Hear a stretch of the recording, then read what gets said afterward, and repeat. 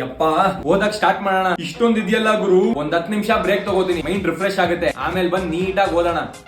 10 ನಿಮಿಷ 1 ಅವರ್ ಆಗೋಯ್ತು, ಈಗಾದ್ರೂ ಕರೆಕ್ಟ್ ಆಗಿ ಓದೋಣ. ನಮ್ ಮಚ್ಚ ಎಷ್ಟು ಓದಿರ್ಬೋದು ಕಾಲ್ ಮಾಡಿ ಕೇಳ್ತೀನಿ. ಹಲೋ ಮಚ್ಚ, ಎಷ್ಟು ಓದ್ದೋ? ಇನ್ನೂ ಓದಿಲ್ವಾ? ನೀನ್ ಹೇಳೋದು ಕರೆಕ್ಟೇ, ಇನ್ನೂ 3 ದಿನ ಇದೆ, ಬೇಜಾನ್ ಟೈಮ್ ಐತೆ, ಆರಾಮಾಗಿ ಓದ್ಬೋದು. ಬೇಕಿದ್ರೆ ನೀನು ಅಬ್ಸರ್ವ್ ಮಾಡು, ನಮ್ ಇಂಗ್ಲಿಷ್ ಮ್ಯಾಮು PT ಸರ್ ಮಧ್ಯೆ ಏನೋ ನಡೀತೈತೆ. ನಾಳೆ ಫ್ರೀ ಇದ್ಯಾ? ಹೋಗ್ ಬೆಳ್ಳುಳ್ಳಿ ಕಬಾಬ್ ತಿನ್ಕೊಂಡ್ ಬರೋಣ. ಎಲ್ಲಾ ಗೊತ್ತಾಯ್ತು, ಆದ್ರೆ ಈ ಕರಿಮಣಿ ಮಾಲೀಕ ಯಾರಂತಾನೆ ಗೊತ್ತಾಗಿಲ್ಲ.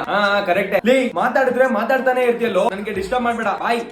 ಇವನೊಬ್ಬ ಊಟದ ಟೈಮ್ ಆಯ್ತು, ಹೊಟ್ಟೆಗೆ ಏನಾದ್ರು ಬಿದ್ರೆ ತಲೆ ಚುರುಕಾಗಿ ವರ್ಕ್ ಆಗುತ್ತೆ. ಹೋಗ್ ತಿನ್ಕೊಂಡ್ ಬಂದ್ ಆಮೇಲೆ ಓದ್ತೀನಿ.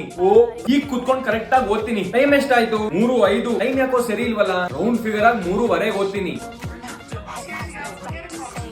4 ಗಂಟೆ ಆಯ್ತು, ಈಗ ಕರೆಕ್ಟ್ ಆಗಿ ಕುತ್ಕೊಂಡ್ ಓದೋಣ. ಕೇಳೋ ಮಚ್ಚ, ಬಾಯ್ಸ್ ಎಲ್ರು ಮೀಟ್ ಆಗ್ತಿದ್ದೀರಾ? ನಾನು ಬಂದೆ ತಡಿ. ಯಪ್ಪ, ಈಗ ಕರೆಕ್ಟ್ ಆಗಿ ಕುತ್ಕೊಂಡ್ ಓದ್ಲೇಬೇಕು. ಫೋನಲ್ಲಿ ಇಂಪಾರ್ಟೆಂಟ್ ಕ್ವಶನ್ಸ್ ಇರ್ಬೇಕಲ್ಲ. ನಮ್ ಕ್ರಶ್ ಮೆಸೇಜ್ ಮಾಡೋಳೆ.